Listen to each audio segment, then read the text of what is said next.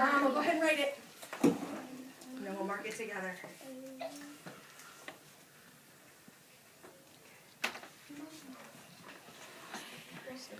All right, show me on your hand what kind of syllable. Very good. It is closed, so it should get a. Show me, Macron or brev. Oh, I see this table showing me. Should get a brev. All right, show me this one. What kind of syllable?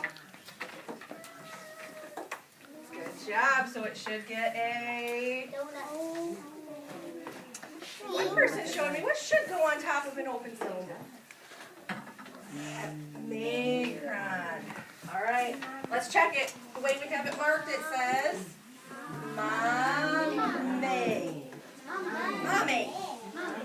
Oh, raise your hand and tell me what happens. You don't say mommy. What happens?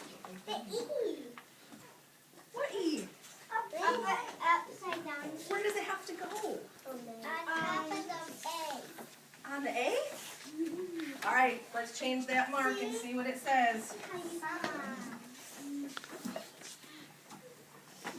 All right, let's try reading it that way. Ready? Mom.